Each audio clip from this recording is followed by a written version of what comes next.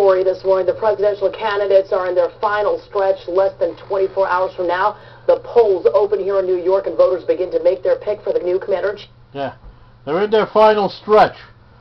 They're sucking dick all the way at this point. Okay? You know what I would like to see, to be honest? They ought to get rid of their vice presidential running mates, both of them. And then they both run against each other. Whoever loses, that becomes vice president. That would be a better situation, I think, than these fucking idiot vice presidential fucking running mates they got. We have live TV coverage with Autria Godfrey. She's covering the McCain campaign in Arizona. But first, Elizabeth Manresa. Well, good morning. Take a look behind me. That is indeed the skyline of downtown Chicago. That is also where we expect to see thousands, even up to... What happened, honey? You lost your treadmill? Broke down? The old bike? Couldn't afford the gym membership? You look kind of chunky for a news person. 1 million people descending on this area to cheer on Barack Obama tomorrow night. Now, although national polls have Obama leading his rival John McCain, the senator from Illinois is not taking any chances. Jesus Christ, this chick is fat! Forget about the presidential candidate. Look at the size of her face! Holy cow, man! This is the first time I've seen a fat newswoman before. Well, the screen door slams. The boss, Bruce Springsteen, was Barack Obama. The boss, the geriatric boss, lost Australia. Oh, Jesus, give me a break. Warm-up act for the swing-through battleground, Ohio.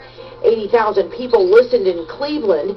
In Cincinnati and Columbus, Obama ripped his opponent for a weekend endorsement from Vice President Dick Cheney. Cheney knows what you know, that with John McCain you get a twofer. George Bush's economic policies and Dick Cheney's foreign policies. But you know what? That's a risk we can't afford to take.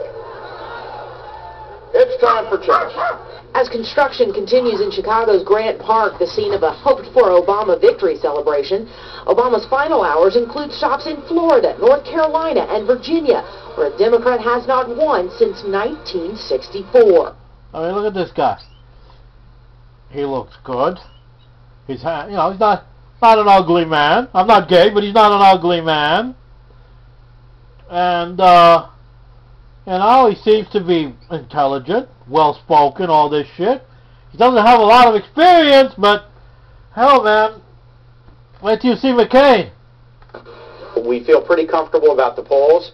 We feel good about the organizational strength of the Obama campaign, and we feel very, very good about the enthusiasm edge we're seeing in Virginia. The Obama supporters are really optimistic, and we're seeing a little bit of a grim determination on the other side, and usually the optimistic and enthusiastic team wins, but we're taking nothing for granted from here to Tuesday night. Yep, that's right, man. There's briberies, ballot box stuffing, the whole 9 yards that the Bush people do. Okay, that's how Bush got the White House in the first place. Now, right now, one of Obama's strategies is to hit hard in states that typically vote Republican. In fact, Obama hopes to steal Ohio, a state John McCain cannot do. Listen, I know this news company here, the Channel 11 news people, CW, they could afford to buy this woman a treadmill, even a fucking gym membership. They could afford that shit. Okay? So someone's got to help this woman. She looks like she's fucking 3 times the size of every newswoman. She looks like 3 newswomen put together. Without. For the latest on the McCain campaign, let's go to Autria Godfrey, who is live in Arizona with the very latest. Autria? Thanks. Wow, look at the difference, huh? Now this is a reporter. Elizabeth, and good morning from Phoenix, Arizona. This is the Biltmore Hotel, and in just under 48 hours, John McCain hopes this will be the site of his victory party. But for now, John McCain has his sights set on an exhaustive day of campaigning, 7 states in just 18 hours. Utilizing every spare second of the final weekend before Decision Day, John McCain reached out to every voter he could, first stopping by Saturday Night Live. You know how people call me the Maverick? Yeah, well, I thought I might try a strike. This is truly pathetic. The man is literally making a joke of himself. He's actually showing, oh man, actually showing how he's pretty senile, you know. He's just not going to make those right decisions there. People are going to make it for him. Strategy called the reverse maverick. That's where I do whatever anybody tells me. That's what he does now. I say he's a reverse maverick now. He does everything everyone else tells him. He sure did while Bush was in the White House. Poked fun at his own Maverick moniker and drew an audience of 12 million people. This political parody was in the midst of stops in Virginia, Pennsylvania, Florida, and Ohio, kicking off a campaign blitz of 7 states in just 18 hours. McCain held an after-midnight rally in Miami. He continued pumping up his... No, he can't even lift his arms above his head. He just sits there and he just moves his arms up.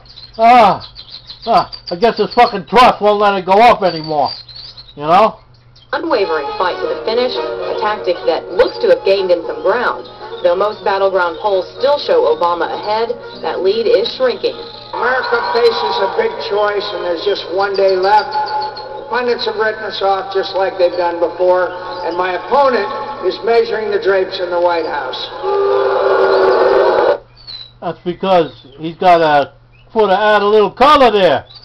Now, they say black people are colorful. Well, that's what's going to happen in the White House. But this, oh man, this guy, his biggest mistake was a little-known person called Palin. They may not know it, but the Mac is back.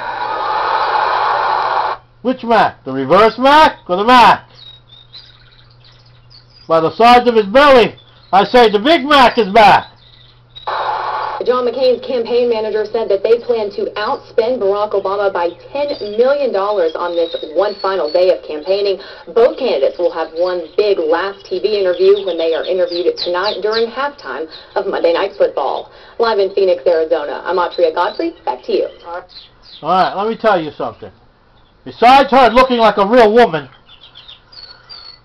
these people, they spend more money on fucking getting elected, getting a fucking job than what, $200,000 a year? They spend hundreds of millions of dollars. Makes no sense to me. For 4 years, possibly 8.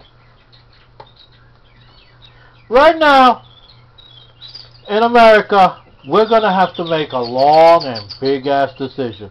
Because this don't just affect us here. It affects the whole world. Okay? Whatever we do, however we do it, we affect the world. So we got to make sure we put the right guy in the White House. Okay? Be he black, be he white, be he Japanese, be he whatever. Okay? And you guys also think about their vice presidential running mates. Because that's a real zinger, some of them. And they're both vice presidential candidates. They're not exactly they're not exactly the sharpest knife in the drawer. Flavio 13 out.